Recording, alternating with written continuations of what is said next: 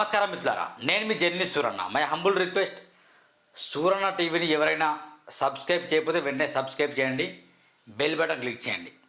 ఇక మనం నేరుగా విషయంలో వెళ్తే, కవిత కాన్సెప్ట్ ఏంటి, కవిత వ్యూహం ఏంటి, కవిత సిద్ధాంతం ఏంటి, కవిత నిజంగా రాజకీయాల్లో పని చేస్తుందా, కవిత కాన్సెప్ట్ కేవలం ఎన్నికల వరకేనా, కవిత పార్టీ పెట్టడం నిజమేనా, కవిత పార్టీ పెడితే ఎవరికి నష్టం, ఎవరికి లాభం, కవిత వెనుక ఉండి నడిపించేది ఎవరు అనే విషయం మనం చర్చిద్దాం మిత్రులారా.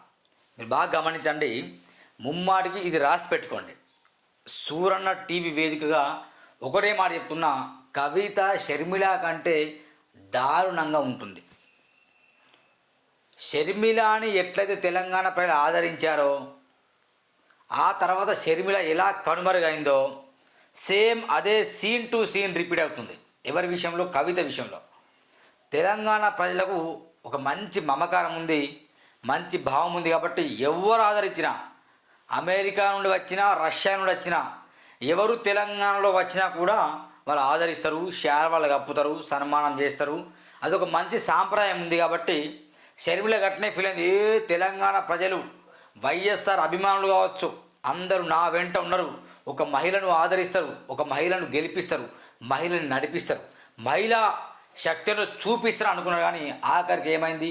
బూడిదలో పోసిన పన్నీర్లా షర్మిల జీవిత శైలి మారిపోయింది. కొత్త పార్టీ పెడతామని చెప్పినప్పుడు షర్మిల ఇంటి దగ్గర విపరీతంగా క్యూలీగా షర్మిల ఏ పార్టీ పెడుతుంది, షర్మిల అనౌన్స్ చేసే పార్టీ పేరు ఏంటి అని చాలామంది ఆసక్తికరంగా చర్చ చేశారు. వైఎస్ఆర్ టీపీ, వైఎస్ఆర్ తెలంగాణ పార్టీ అని పెట్టింది. మరి ఏమైంది? ఆఖరికి అందరినీ మోసం చేసింది. సడన్గా జెండా ఇక్కడి నుంచి తీసివేసింది. రాజకీయాలు సైలెంట్ అయిపోయింది, ప్రతిపక్షంగా మాట్లాడలేదు. ఎవరైతే తన వెంట నడిచారో, ఎగ్జాంపుల్ ఏపూరి సోమన్న కావచ్చు, అలా ప్రతి 31 జిల్లాలో ఉన్న అధ్యక్షులు సైతం వారందరినీ ఆమె మోసం చేసింది. మోసం ఈజ్ నథింగ్ బట్, ఇక ఆమె సైలెంట్ ఉందంటే దాని అర్థమైంది, ఇక నేను పనికిరానని తను ఫీల్ అయింది. ఇది జరుగుతుంది. ఇప్పుడు మరి సైలెంట్ ఉంది. అదే కాన్సెప్ట్ కూడా కవితలో అవుతుంది. తెలంగాణ జాగృతి అంతను ఎప్పటి నుంచో పెట్టింది, మంచి కార్యక్రమాలు చేసింది. బీఆర్ఎస్ ఉన్నప్పుడు బాగా సంపాదించింది, బాగా ఎదిగింది. ఖరీదైన వాచులు, ఖరీదైన విల్లాలు, ఫెరారీ కార్లు అన్నీ వాడింది. రాజకీయ సుఖభోగాలన్నీ అనుభవించింది. ఎవరు? కవిత. మరి అనుభవించిన కవితకు ఒక తీవ్రమైన సమస్య ఏర్పడ్డది. అదే లిక్కర్ స్కామ్. లిక్కర్ స్కామ్లతో ఉన్నదా లేదా అనే సబ్జెక్ట్ కాదు ఇది.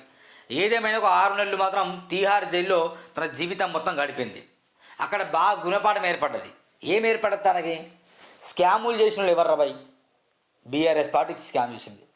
నథింగ్ బట్ కలవకుండా కేటీఆర్ స్కామ్ చేసిండు, మా నాన్న స్కామ్ చేసిండు, పవర్ స్కామ్ అని జగదీష్ రెడ్డి స్కామ్ చేసిండు, గొర్రెల స్కామ్ అని తలసాని శ్రీనివాస్ స్కామ్ చేసిండు.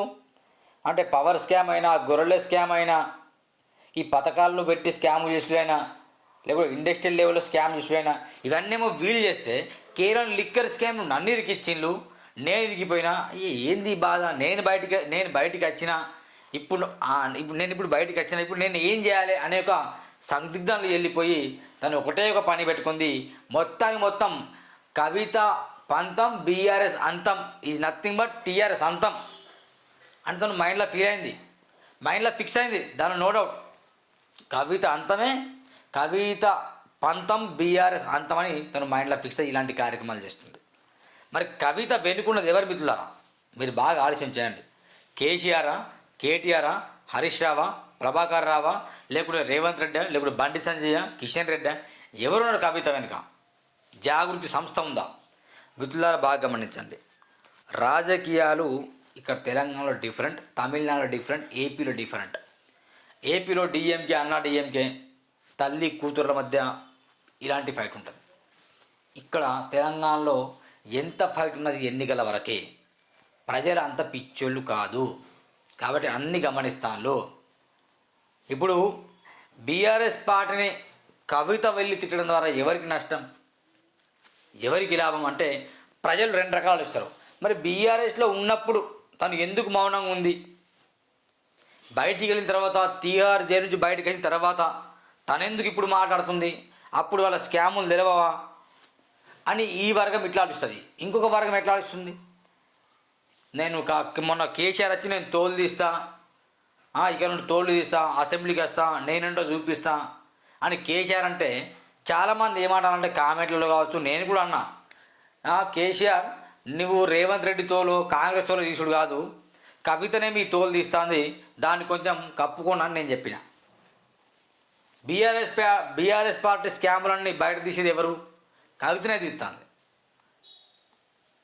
అంతే కదా. ఎవరు చెప్పట్లే. కాంగ్రెస్ కంటే ఎక్కువ ఆమెనే కేసీఆర్ తన కుటుంబం గురించి, తన కుటుంబంలో జరిగిన వివాదాలు కావచ్చు, బీఆర్ఎస్ హయాంలో జరిగిన తప్పిదాల మొత్తం తనే బయట తీస్తుంది. ఇక ప్రతిపక్షంలో కాంగ్రెస్ పార్టీ తీసుడు అవసరమే లేదు, మొత్తం కవితనే ప్రతిపక్షం అయిపోయింది. ఇక్కడ ఏం జరుగుతుంది మరి వాస్తవానికి? వెనుకున్నది ఎవరు? నిజంగా కేసీఆరే, నిజంగా కేటీఆర్ వెనుకుంటే నిజంగా ఇవన్నీ బయట తిని ఎవరు చెప్పారు? లాజిక్ కాదు. కేసీఆర్, కేటీఆర్, హరీష్ వాళ్ళ వెనుక లేరు, కవిత వెనుక వారు లేరు. మరి ఎవరున్నారు? ఉంటే రేవంత్ రెడ్డి ఉండాలి. బీజేపీ పార్టీ సెంట్రల్ ఉంది కాదు, సెంట్రల్ ఉన్న బీజేపీ పార్టీ అక్కడ ఉన్నది కాబట్టి అక్కడ విపరీతంగా ఒత్తిడి తీసుకొచ్చి మన ఈడీని కావచ్చు, సిబిఐని కావచ్చు, వాళ్ళందరినీ అడ్డం పెట్టుకొని తనను తీహార్ జైలుకి పంపించింది. నేను భయపడా అని తను చెప్పింది కాబట్టి బీజేపీ పార్టీ సంబంధించిన నాయకులు ఆమె వెనుక ఉండాల్సిన అవసరం లేదు. మరి ఐదరు ఉంటే ఎవరు ఉండాలి? రేవంత్ రెడ్డి ఉండాలి. రేవంత్ రెడ్డి కావచ్చు, కాంగ్రెస్ పార్టీ సంబంధించిన బడా నేతలు, బడా లీడర్లు కావచ్చు, ఆమెను వెనుకుండి నడిపించే శక్తి మాత్రం ఉంది. ముమ్మాడికి నిజం. ఎందుకంటే కవిత ఇప్పుడు బయటికి వెళ్ళిన తర్వాత మొత్తం బీఆర్ఎస్ గురించి మాత్రమే వార్తలు వస్తుంది. ఏడా ప్రెస్ మీట్ పెట్టిన వాళ్ళ అన్న గురించి, ఏడా ప్రెస్ మీట్ పెట్టిన వాళ్ళ తండ్రి గురించి, ఏడా ప్రెస్ మీట్ పెట్టిన బీఆర్ఎస్ లీడర్ల గురించి మాత్రం తను చెప్తుంది. ఇప్పుడు కాంగ్రెస్ వాళ్ళు అంత చెప్పాల్సిన అవసరం లేదు. వాళ్ళు ఏమంటారు ఇప్పుడు? మీ కవితనే నీ పార్టీ నుంచి బయట పెడుతుంది, మేమేంది బయట పెట్టేది అని కాంగ్రెస్ వాళ్ళు బీఆర్ఎస్ వాళ్ళు అంటారు. తద్వారా ఎవరికి ప్లస్ అయ్యి? కవిత ప్లస్ అవుతుంది. కాబట్టి ఖచ్చితంగా కవిత వెనుక నడిపించేది మాత్రం కాంగ్రెస్ పార్టీని నేను బలంగా నమ్ముతా, మీరు నమ్మిన నమ్మకుండా. మరి ఇప్పుడు కొత్త పార్టీ పెట్టి ఏం చేస్తుంది? లాజిక్ ఆలోచించండి. ఇప్పుడు బీజేపీ కొంచెం పుంజుకునే అవకాశం ఉంది తెలంగాణలో, కాంగ్రెస్కి మాత్రం 6 గ్యారెంటీలు కొంచెం ఫెయిల్ అయ్యే ఛాన్స్ కూడా ఉంది. బీఆర్ఎస్ ఆయన గట్టి ప్రతిపక్షం ఉంది. ఇప్పుడు కనుక ఆమె పార్టీ పెడితే కనుక లొసుగులన్నీ బీఆర్ఎస్ బయట పెడుతుంది కాబట్టి బీఆర్ఎస్ ఓట్ బ్యాంక్ చీరడం ద్వారా ఇటు బీజేపీ ప్లస్ కాంగ్రెస్కి మాత్రమే పోటీ ఉంటుంది. అటు కవిత బీఆర్ఎస్ ఓట్లను చీరుస్తుంది కాబట్టి మళ్ళీ కాంగ్రెస్ వచ్చే అవకాశం ఉంటుంది. కాబట్టి తన ప్లాన్ ఇది. మరి ఇది వర్కౌట్ అవుతుందా అంటే నేనేమంటున్నా, ఇది వర్కౌట్ కాదు. ఇది బూడిదల పోసిన పన్నీర్లాగా తుస్సుమైపోతుంది. మరో షర్మిల కంటే దారుణంగా అంటున్నా, మరో షర్మిల కంటే దారుణంగా కవిత పరిస్థితి అవుతుంది. మీరు నమ్మండి. ఆమె ఏమంటుంది ఇక్కడ? ఇక చూడండి, ఏడుస్తుంది పాపం. నిజంగా ఒక ఆడబిడ్డ రాజకీయాలు రావాలి, రాజకీయాల్లో ఎదగాలి, బాగుండాలి, ఒక సీఎం కాదు ప్రధానమంత్రి కూడా కావాలని కోరుకుందాం. మహిళలు ప్రధానులు కావాలి, సీఎంలు కావాలి, మంత్రులు కావాలి, రాజకీయాలు ఉండాలి, చట్టసభలు ఉండాలి, మాట్లాడాలి. ఇప్పుడు ఏమంటుంటాను? కవిత కొత్త పార్టీ, తెలంగాణ జాగృతిని భారత జాగృతి ఎందుకు మార్చారు? కవితపై సోషల్ మీడియాలో ట్రోలింగ్ అట. ఈమెమన్నది? బీఆర్ఎస్ పార్టీ మార్చడం నాకు ఇష్టం లేదు, టీఆర్ఎస్ని బీఆర్ఎస్గా ఎందుకు మార్చారో అని తను ప్రశ్నిస్తే తనను కూడా ప్రశ్నిస్తాను. ఒక వేలు మీ వైపు చూపిస్తే 4 వేలు నా వైపు చూపిస్తాయి. కాబట్టి ప్రశ్నించే ముందు కొంచెం ఆలోచన చేయాలి. తెలంగాణ జాగృతిని భారత జాగృతికి ఎందుకు మార్చారు? కవితపై సోషల్ మీడియాలో ట్రోలింగ్. తను కూడా గతంలో అన్నది, టీఆర్ఎస్ పార్టీని బీఆర్ఎస్ పార్టీ ఎందుకు మార్చారు? ఏం పీకనికి మార్చారు? ఎవరి కోసం మార్చారు? ఏం చేసినని మార్చారు? అభివృద్ధి చేసిందా చేయలేదా? మరి చేయనప్పుడు ఎందుకు? సోలాపూర్లో 600 కార్లు పెట్టేసి భారత రాష్ట్రం పెట్టేసి మహారాష్ట్రలో పెద్ద పెద్ద సభలు పెట్టినది ఏమైంది? ఆంధ్రప్రదేశ్లో సభ ఏమైంది? కేసీఆర్ ప్రధాని అని చెప్పి ఏమైంది? తెలంగాణకే దిక్కు లేదు అన్నట్టు దాని వ్యూహం. అట్లా అంటే తనను కూడా అంటాను, మరి నువ్వెందుకు మార్చిన జాగృతి అంటే ఇప్పుడు అప్పుడు ఎవరి దగ్గర ఉండే? కేటీఆర్ దగ్గర, కేసీఆర్ దగ్గర. మీ కుటుంబ విధానంలో నువ్వు ఉండే కాబట్టి అప్పుడు కేసీఆర్ అయినా, కేటీఆర్ అయినా, హరీష్ అయినా అప్పుడు నువ్వు వాళ్ళు దేవుళ్ళగా కనిపించు. బీఆర్ఎస్ని కావచ్చు, టీఆర్ఎస్ని కావచ్చు, ఎవరు ఏమన్నా దానికి నువ్వు కౌంటర్ ఇస్తుండే. మంచి పార్టీ భయ్, మా నాన్న భయ్, మా అన్న భయ్, మా తమ్ముడు భయ్, మా బామ్మర్ది భయ్, ఎవర్రా భయ్ తెలంగాణకు అడ్డొచ్చేదని ఇట్లా మాట్లాడుతున్నాను. ఇప్పుడు ఎట్లా మాట్లాడుతున్నావు? కొత్త పార్టీ పెడుతున్నావు, నీ సిద్ధాంతం తప్పింది, నీ వ్యూహం మార్చింది కాబట్టి నువ్వేమంటున్నావు? డిఫరెంట్గా మొత్తం కుటుంబాలకు దూరంగా మాట్లాడుతున్నావు. కవిత కొత్త పార్టీ, ఉగాది నాటికి ఆవిర్భావం, నేడు జాగృతి కీలక సమావేశం, కేడర్ అభిప్రాయాల సేకరణ, భవిష్యత్తు కార్యాచరణ ఖరారు, అత్యవసర సమావేశం నేపథ్యంలో జిల్లాల పర్యటన వాయిదా. ఎవరిని డేకర్ మిత్రులారా గుర్తుపెట్టుకుని, ఎవరికి డేకర్. సమాజం ఆలోచన చేస్తుంది. ఈ కుటుంబ కబంధ హస్తాల్లో తెలంగాణ మొత్తం బందీ అయిపోయింది. తెలుసు కల్వకుంట్ల కుటుంబం ఎంత నీకంటే ఎక్కువ మాకు తెలుసు కవితపై. కల్వకుంట్ల కుటుంబం ఎంత దోచుకుని మాకు తెలుసు. అన్ని స్కాములు అవన్నీ తెలుసు. నిజంగా కాంగ్రెస్ పార్టీ 6 గ్యారెంటీస్ ఎట్లా ఫెయిల్ అయిందో ఈ 10 సంవత్సరాల్లో కల్వకుంట్ల కుటుంబం ఇచ్చిన ఉద్యోగాల సంఖ్య మాకు తెలుసు. కల్వకుంట్ల కుటుంబం ఎన్ని పరిశ్రమలు పెట్టిందో మాకు తెలుసు. ఎట్లా మోసం చేసిందో తెలుసు. దళితులకు 3 ఎకరాలను ఇచ్చిందో లేదో తెలుసు. ఎమ్మెల్యేలకు త్రిబుల్ బెడ్రూమ్ ఇచ్చి ప్రజలకు డబుల్ బెడ్రూమ్ ఇంకా రాలేదని తెలుసు. ఇట్లా కొత్త డబుల్ బెడ్రూమ్ పలిగిపోతాయి. అలాంటి డబుల్ బెడ్రూమ్ ఉన్నాయి ఇప్పటికీ. నీటిలో స్కామ్, విద్యుత్తులో స్కామ్, గొర్రెలో స్కామ్, ఇవన్నీ స్కాములు తెలుసు. ఏ పేద ప్రజల బతుకులు మారలేదు ఈ 10 సంవత్సరాల్లో. దొరల బతుకు మారింది. అఫిడవిట్లో చెక్ చేయండి. పదే చెప్తున్నాను. ఈ బీఆర్ఎస్ పార్టీ ఉద్యమ సమయంలో ఈ బీఆర్ఎస్ పార్టీలో ఇప్పుడు గెలిచిన ఎమ్మెల్యేల ఆస్తి వివరాలు ఎంత ఇప్పుడు ఎంత చెక్ చేయండి దమ్ముంటే. వాళ్ళ ఆస్తులు ఎట్లా పెరిగాయి, తెలంగాణ ఆస్తులు ఎందుకు పెరగలేదు, తెలంగాణలో ఎందుకు ఇంత అప్పు ఏర్పడదని తెలుస్తాయి మీకు. మిత్రులారా, ఈ బీఆర్ఎస్ వాళ్ళు మాత్రం సచ్చిన నమ్మకండి. వీళ్ళంత మూర్ఖులు దొంగలు ఎవరు ఉండరు. నేను చెప్తున్నాను కదా, వీళ్ళ ఆస్తులు చెక్ చేయండి. వీళ్ళు ఉద్యమ సమయంలో వీళ్ళు ఒకసారి గెలిచినప్పుడు వాళ్ళ ఆస్తులు ఎంత, ఇప్పుడు వాడుతున్న ఫెరారీ కార్ల విలువ ఎంత, ఇప్పుడు వాడుతున్న బెంజ్ కార్ల విలువ ఎంత, ఇప్పుడు విల్లాలో విలువ ఎంత, వాళ్ళ ఆస్తులు మొత్తం బయట తీయండి. విపరీతంగా సంపాదించుకొని తెలంగాణ రాష్ట్రాన్ని అప్పుల కుప్పగా మార్చింది ఈ దొంగలు.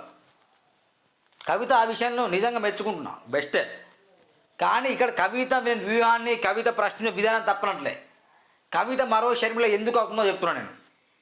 ఇక్కడ తెలంగాణ ప్రజలు అన్ని గమనిస్తాను. కుటుంబంలో నువ్వు కూడా బాగా డెవలప్ అయినావు, నువ్వు కూడా ఏదో గరీబ్ దానివో, నువ్వు కూడా ఏదో పేదరికంలో వచ్చిన వ్యక్తివి కాదు.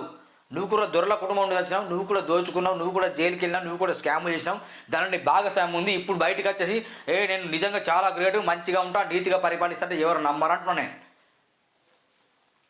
ఇది వ్యక్తిగా వెళ్తున్న శక్తిగా తిరుగుతా. వ్యక్తిగా వెళ్తున్నావు, శక్తిగా తిరుగుతావు, నమ్మడం మూర్ఖత్వం. వ్యక్తిగా వెళ్తున్నావు, ఏమీ లేని వ్యక్తిగా తిరిగేస్తావు. నోట్ దిస్ పాయింట్ కవిత. ఓకేనా? ఇక్కడ ఏమనండి, ఈ అవినీతిపై ప్రశ్నించినందుకే నాపై కక్షటి బయటకు పంపారు. 2014 నుంచి పార్టీలో నాపై ఆంక్షలు, ఉద్యమకారులపై నిర్లక్ష్యం, నైతికత లేని పార్టీ నుంచి వైదొలుతున్నందుకు సంతోషిస్తున్నా. నీకు దమ్ముంటే అప్పుడే వైదొలగా. 2014లో ఈ విషయం తెలిసింది కానీ అప్పుడే బయటకు వచ్చేసి ఈ విధానం నాకు నచ్చలే, కేసీఆర్ పరిపాలన నచ్చలే, హరీష్ రావు పరిపాలన నచ్చలే, కేటీఆర్ పరిపాలన నచ్చలే, ఎవరు నచ్చట్లేదు, వీళ్ళందరూ దుర్మార్గులు దొంగలని. 2014లో నువ్వు బయటకు వస్తే కనుక ఖచ్చితంగా ఈ పని నువ్వు సీఎం రేవంత్ రెడ్డి కాదు, ఇప్పుడు నువ్వు సీఎం అయి ఉండేదానికి, నో డౌట్. దాంట్లో నువ్వేమంటున్నావు ఇప్పుడు? 2014లో నీకు తెలుసు కదా, మరి 2014 నుంచి 2025 వరకు ఈ 10 సంవత్సరాలు నువ్వేం చేసినావు? మరి దాని పార్టీలో నుండి పదవులు అనుభవించినావు, ఆస్తులు సంపాదించుకోవడం నేను అంటున్నా. అందుకే నంబరు మరో షర్మిల అయితే నేను అంటున్నా. ఇవన్నీ నాది ఆస్తుల పంచాయతీ కాదు, ఆత్మ గౌరవ పంచాయతీ అట. నా రాజీనామా ఆమోదించాను. మీకు కవిత గారు మీ ఆస్తులు అనేసి ఇప్పుడు తెలంగాణ ప్రభుత్వం రాసివ్వండి. ఖచ్చితంగా మిమ్మల్ని నమ్ముతారు, రాసివ్వండి. మీకు దమ్ముంటే మీ సంపాదించిన ఆస్తులు అన్ని ప్రభుత్వానికి రాసిచ్చేసి ఆత్మ గౌరవం కోసం భక్తని చెప్పండి. చిటికే ఛాలెంజ్ చేస్తున్నా, నువ్వు నిజంగా సక్సెస్ అవుతావు. రాసి దమ్ముంటే మేము మిమ్మల్ని కెరళకి వెళ్తే మీకోసం 10 గంటలు వెయిట్ చేసి, మీకోసం సార్ 4 గంటలు వెయిట్ చేసినాం. కుర్చీలో కవిత ఎప్పుడు వస్తుంది, కవిత ఎప్పుడు, ఏంది వ్యవహారం? మిత్రులారా, కవితను నడిపించేది మాత్రం ఖచ్చితంగా చెప్తున్నా, కాంగ్రెస్ పార్టీ నడిపిస్తుంది. ఒకవేళ ఇద్దరు కాకపోతే తను ఒంటరిగా ఏదో ఫీల్ అవుతుంది, బీఆర్ఎస్ని బాగా ఎదుగుతున్నాను కాబట్టి, స్కాములు బయట తీసినా కాబట్టి, నా మీద నిజంగా ఒపీనియన్ మంచిగా ఉంది, పబ్లిక్కి నేను బాగానే వస్తానని అనుకుంటున్నాను. కానీ జనాలు ఎవరు నమ్మరు. ఎందుకు నమ్మరంటే ఆమె బీఆర్ఎస్ పార్టీని ప్రశ్నించే విధానం తప్పు కాదు, కానీ తను అనుభవించి పదులు అనుభవించి ఆశలు సంపాదించుకొని జైలుకి వెళ్ళి బయటకు వచ్చిన తర్వాత ఇప్పుడు మళ్ళీ కొత్త పార్టీ సెట్ అంటే ఇక్కడ ఎవరు నమ్మరు. అందరి చెవుల్లో పువ్వులు పెడితే ప్రజలు ఊరుకోరు, ఇట్లా దుడిచేస్తారు. కాబట్టి చూడండి, కవిత వెనుక నడిపించేది మాత్రం ఖచ్చితంగా నా దృష్టిలో కాంగ్రెస్ పార్టీ, దాంట్లో నో డౌట్. కాబట్టి చూడండి, సూర్య టీవీ సబ్స్క్రైబ్ చేయండి, బెల్ బటన్ క్లిక్ చేయండి. ఆ తర్వాత మీ ఇష్టం ఈ వీడియో ఇతరులకు షేర్ చేయాలంటే షేర్ చేయండి, లేకపోతే షేర్ చేయకండి. Thank you.